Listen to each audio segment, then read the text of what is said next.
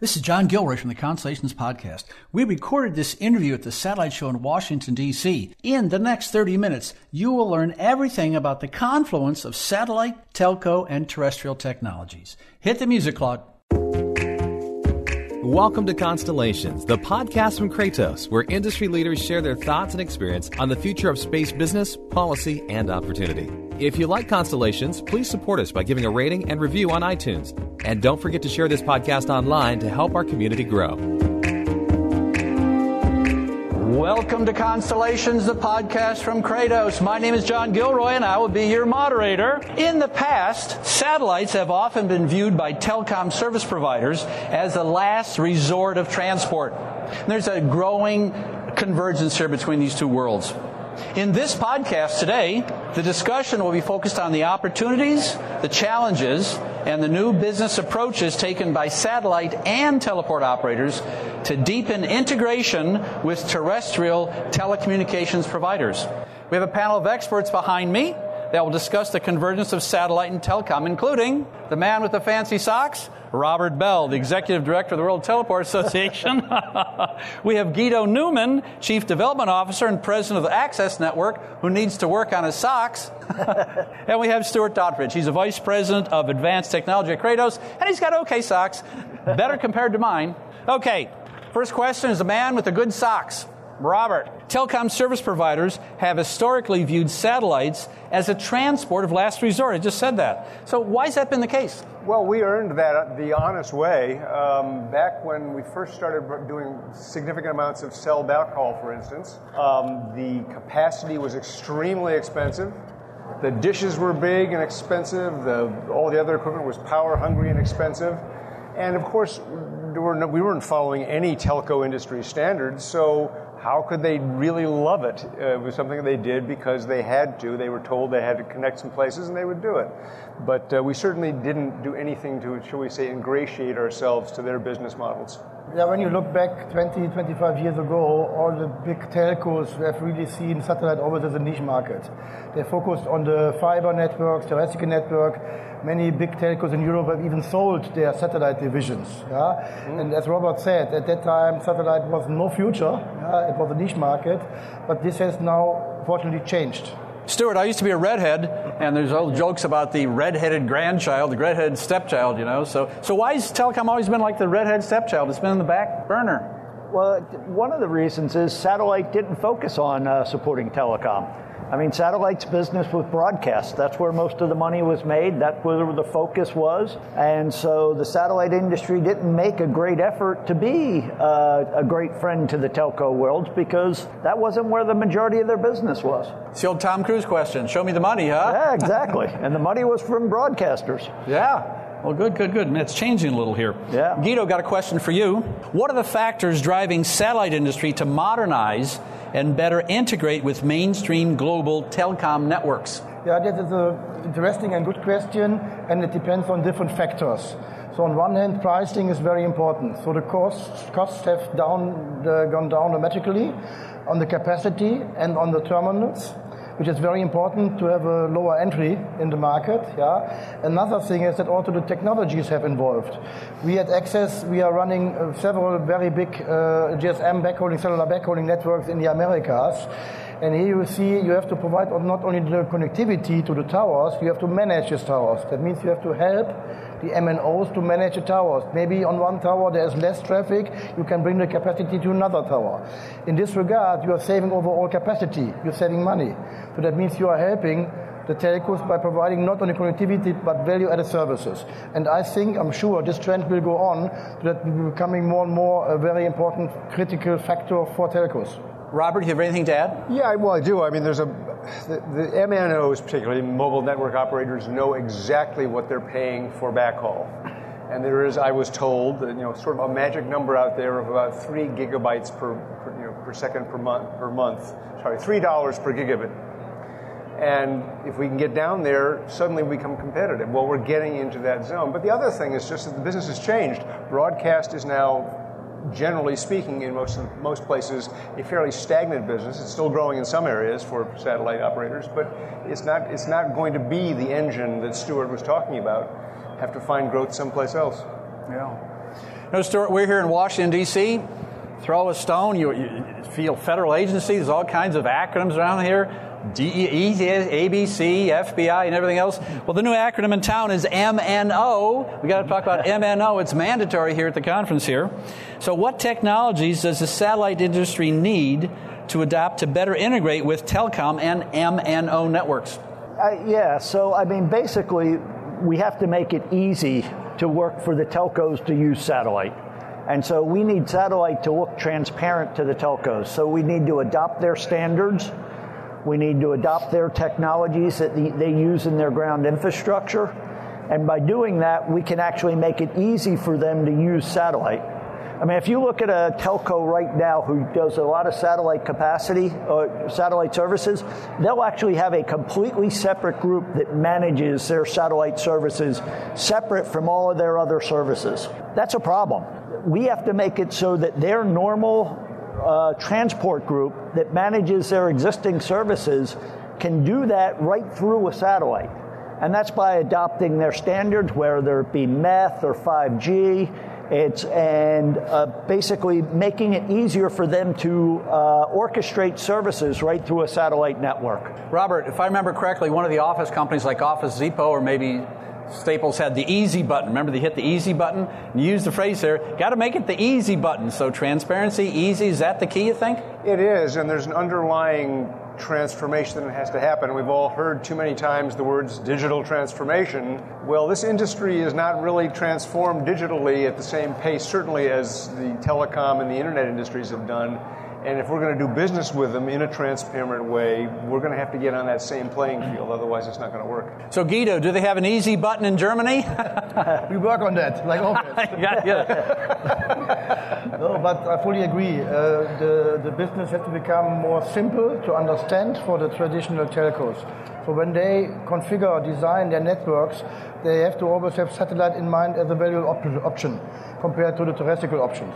So when they can even see the advantages to reach more rural areas where there's no fiber, where they can use satellite. But then they first have to understand how satellite works, and we can help here to make it easier, the terminals, the usage, and how to understand how to design the satellite network. Well, I mentioned we're in Washington, D.C. If you go up the road a bit, you run into someplace called NIST. A lot of standards up there, and in fact, that was word that was just tossed about here, standards, you know. And I have something very profound to say about standards. Standards are like toothbrushes. Everyone wants to use their own. And so standards are tough in some industries, maybe even in the satellite industry. Let's talk about standards here. Question for Robert. Terrestrial carriers and mobile network operators, MNO, mobile network operators, work in a world of standards. So how is satellite technology adapting to that need today? Very unevenly. The industry's never been known for standardization. In fact, its whole economic base for most of its history has been about locking somebody in. It's been about having a proprietary technology standard. It's about having a carriage trade business where you charge a lot of money for limited bandwidth. Those days are gone, and we're still now adapting. What we find is that most satellite and teleport operators are still just beginning to crack that nut, if you will, of integration with telcos. They don't really know quite how to do it, and they're not sure how to rethink their networks for this new world, and in all of that, how to earn a worthwhile return on investment, right? Because you're going to keep doing your legacy business as long as you're getting a good return on it. In terms of mindset, I don't think we're actually all that far advanced from the days when we had to come up with a whole lot of workarounds in order to backhaul cell traffic in 3G and 4G. But there's no question about where we're going, because right now any teleport operator, which is the world I'm most familiar with, that is focusing increasingly on transporting IP as opposed to broadcast, they are under incredible pressure because they've got to digitize, they've got to virtualize, they've got to automate, they've got to orchestrate to handle the exploding volume and the exploding complexity of the traffic they're carrying. So they're getting pushed into the world, whether they're ready or not. Stuart, I ask you if you've ever been up to NIST and talked to the people up there or not. All kinds of clocks up there. I know they're accurate. So tell us about standards and satellites here. It's really interesting that the 5G is fascinating because they've started to actually incorporate satellite into the 5G standard with the NTN portion of the standard, release 17. Now you have a telco or mobile industry standard that actually incorporates satellite and satellite special needs into it. That's a huge transformation, and that was driven by the satellite industry actually getting involved with the 5G standard and starting to drive those changes. So it's that mindset change that Robert mentioned. It's happening in the industry, but I'd say the other thing that's been fascinating is the Diffie specification got started a little over 18 months ago, and now it has 60 members in the industry. It has support from all the major U.S. military, government, and government groups. So just the adoption and the speed of that standard just shows the mindset switch that you're seeing in the industry, where the industry is recognizing that standards are the key to growth. So Guido, I think, if I'm not mistaken, 5G originated with a company in Sweden, I think, with Ericsson, a guy named Ulf. And so what do you think about these standards and this whole idea of communications and standards developing here today? As you mentioned today, the standards are really defined by the telcos for the GSM world, for the cellular world. And currently we as satellite operators or service providers, we are adapting that. It means we are creating our networks, our technology to provide the right services. In the Americas, we are running not only 5G, we are running still 4G, 3G networks. In Africa, they are not far away from 5G. That means we have to be prepared and using our technologies to serve all these different markets. And when it's only, let's say, looking into the poor connectivity, it doesn't matter for us if we connect a 4G or 5G network. When we look behind the connectivity to all the equipment that's required, the kind of different hubs we are still a bit away from poor standards, because we then have to select if it's a GLAD or an iDirect or a News Hub. Only to mention this, there are more technologies. On the other hand, we have this discussions here about MEO, LEO, GEO, hybrid networks. So we are far away from really standards here, but I don't see it so much required, because we can currently use our technology to all the available standards what the MNO requires. Robert, I want to ask you about Diffie. Are you surprised with how successful Diffie's become just in couple of years here? Yeah, I'm very, very pleasantly surprised. This Diffie stands for Digital Intermediate Frequency Interoperability. There's that rolls off the tongue, doesn't it? Yeah. And it's such a simple idea that all the devices that are actually hooked together should get their analog content digitized as soon as possible and be able to exchange it. And right now we're in a world of proprietary standards where that's hard. So this is a very fundamental building block. I'm thrilled that kind of uptake has happened. It just tells you that the major users, not necessarily not all the people who are doing the service provision, but the major users really want this. And that's, of course, when your customer wants something, that's when you're going to move. Guido, yesterday I did an interview right at the stage here, and we used the term orchestration, interoperability, working together standards. So what challenges the satellite industry face to becoming more integrated with telecom networks? Yeah, exactly what I mentioned earlier. When we look in the future, we have to create SD-WAN kind of solutions, hybrid networks where the user does not see the difference if there's maybe a GEO behind or a MEO or a LEO behind. Yeah? And the user is also not interested what kind of hardware manufacturer is behind. Here we have to work in the next years that this becomes really simple, again back to the simplicity, easy things to do, and we have to create the standards in the background. So that is very important for us to do that. Robert, what are the obvious challenges that you see in this transition?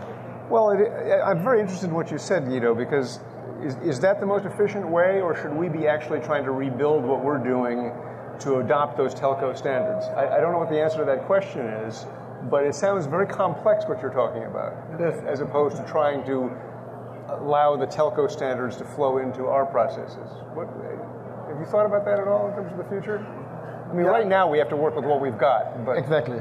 Yeah. But in the future, what direction should we take? Yeah, I think the future, let's say the telco market, the cellular backhaul market for connectivity to the phones, the Samsung and iPhone of the world to provide internet, but also voice, is still driven by the telcos. Yeah. So and they are they are the powerful suppliers behind, and they give us the direction where we have to go. They've got 99% of the market. Yep, that's pretty powerful. Yeah. You want to chip in with this, Stuart? highlight what Guido said, that when you have an existing infrastructure, it's hard to move to new technology, and it's hard to adopt new standards and new capabilities. But the fact is, the industry's going to have to make that adjustment. When they turn up new services and when they have opportunities to do the upgrades. So with this growing convergence, what market opportunities do you think will spur collaborations between telecom service providers and satellite operators? I think there's two strong market forces that are going to create this to happen. One, the satellite operators need it. I mean, as Robert said, the satellite industry is 1% of the IP transport market today. Wow. So we're tiny, and if we want to grow to 2, 3, 4, 5% of that market, that's where the growth in the industry is going to come from. And so the satellite industry has to play better with the telecommunications market. But the interesting thing now is talking to the telecommunications operators, they all of a sudden need satellite, because they're getting pushed really hard by the regulators to connect the unconnected. And they can't do that without satellite. So all of a sudden, the regulators are way more interested in playing nicely with the satellite operators than they were 5, 10 years ago. And so, the satellite operators need the telcos, and the telcos now need the satellite operators. So with those two forces, is why, what's going to happen. Because it has to happen for both industries. I don't want to turn this into a federal talk, but there's a recent amount of money, $1 billion, has been dedicated to infrastructure upgrade in the United States, specifically to connect the unconnected. Yeah. I mean, that's exactly the words out of the executive order, isn't it? Yeah, exactly. The Constellations podcast was launched back in 2017. It was a small step for man, but a giant leap for podcasting. Today, thousands of people from all over the world listen to Constellations, and thanks to you, we've grown into more than just a podcast. Sign up for the Constellations newsletter to receive articles on current industry issues, podcast summaries, and contributed blog posts at constellationspodcast.com. When you toss around the word billion, you got to talk about something called TAM, total addressable market. And we talked about 1% here, 1% there. We got to do a little TAM talk here, a little total addressable market, and where we can grow into that, and it may be an opportunity for everyone in this building. So, Guido, satellite service providers today have a very small share of the overall telecom market, 1%, maybe less. So if they start to work more synergistically with telcos, how much more market share could they capture? What's the TAM here, buddy? What are you looking at? I will not provide just a figure, but I will maybe make a good example. I was 2 weeks ago on the Mobile World Congress in Barcelona. It's one of the biggest shows in this regards. I can tell you 5, 6 years ago, there was no satellite operator at all. There was maybe a Jeep with a Kymeta antenna. and 2 weeks ago, all the operators had a big booth there. SAS with more than 70 people, Intelsat, Hispasat, our mother company, also the LEOs were there, OneWeb, SpaceX. So you can see, and if this trend will, let's say, on the exhibitions, will reflect also our market share, I see a good chance that we are also reaching a 2-digit figure on the long term. Coming back also to these unconnected areas, when you look to Africa and South America, Latin America, the business case has to be closed. If a telco makes no money, they will not put a tower somewhere, if there's only a small village. But if we, with satellite, will change our products in the future and make it more attractive, that the business case will close, even for a small village in Africa, in Latin America, all over the world. Then this will help a lot to expand these networks. And if they make money on the value-added services. Then the people can do all the streaming applications, etc., etc. So it's a bit price-driven, but again, I'm very optimistic and positive. A 2-digit figure in the whole of our market could be possible. Well, Robert, maybe you should start a podcast and have it called TAM Talk. So when it comes to TAM Talk, what is the total addressable market here? Where is the explosion going to be? I obviously have no more idea than Guido does, but I love his double digits. I think of it this way: we're 1%. If we go to 2%, we've doubled the size of our industry. We just added $20 billion. Just 2%. Can we at least make that the ambition? And from there on, the sky's the limit. So Stuart, a football coach would say, can you give me just another touchdown? Can you give me 1 point? Can you give me 6 points? Give me 6 points. So what, you talking 6 points here? I think there's a huge amount of opportunity in just helping the telcos solve their problem. And price point matters and technology matters, but boy, the opportunities are huge. Well, we have a timing question here. We did the TAM talk, now a timing question here. Question for Robert. Looking ahead, how long before satellite networks become more integrated into the mainstream telecom network? And what impacts will that bring? Well, do you want my optimistic answer or my pessimistic answer? Your realistic answer, buddy. Realistic. Well, okay, it all depends, frankly, on how scared we get. If we get sufficiently frightened by the fact that our cash cow in broadcast is stagnant and declining, and we want to grow our business, then we're going to really get serious about it. I was thinking about this question beforehand, and I remembered a conversation I had probably about 10 or 12 years ago with a guy named Ed Horowitz, who at that point was the president of SES Americom. And he was complaining about the fact that the Moore's Law is transforming everything except us. It still, at that time, it was taking us 4 years to build a satellite. And Moore's Law says we're going to double what we've got in every 18 months. Fast forward those 10 or 12 years, and look how many satellites are being launched right now. Look how fast that problem has been solved, is being addressed. So I don't think there's anything we can't fix. It's just a question if we've got the motivation. So Guido, in Germany, do they have cash cows or just regular cows? Milk cows. No, let's say I think we are on the right way. It takes the time. I think a car was not mainstream in 1915. Today it's mainstream. When you look to the smartphones, when we started, or the wireless phones, a big box you have to carry, it was not mainstream. Today it's mainstream. So again, but we see the trend. We see the trend on the launches of satellites. We see the trends of the different types of satellite, high throughput, different orbits, small sats, CubeSats. Now they build small sats for the geo area. Satellites have more capacity. So the terminals are getting cheaper, getting smaller. When you saw here the speech from Amazon, and you saw this coffee cup and the antenna, similar, a bit bigger, but we are on the right direction. But it takes a while. So I think when we really become a standard in regard to your question, I think in 5 years onwards, we are maybe coming closer. Well, Stuart, you're the last one. I got to ask you. I asked you a percentage question. Got to ask you the timing question. Back to the future, or what are you looking at here? I think it's going to be. I actually think it's going to be a little quicker than the 5 years, solely because the need is great. You got to replace your revenue that you're losing in broadcast. You got to find growth in the IP transport market and integration with telco. The faster you do it, the greater your growth potential. And so I think it's going to be. I think the uptake is, and I think the industry now recognizes that they have to do this. So I think it's not a matter of if and when, and once the industry puts their mind to it, I think it will happen relatively quickly. So maybe 3 years. In the podcast we did yesterday, I talked about public-private partnerships. And I want to hit on that and ask each one of this one. There have been a number of partnerships and collaborations announced recently between satellite and telecom players. So, Stuart, do you see other announcements in strategic areas on the horizon? Any ships coming together here?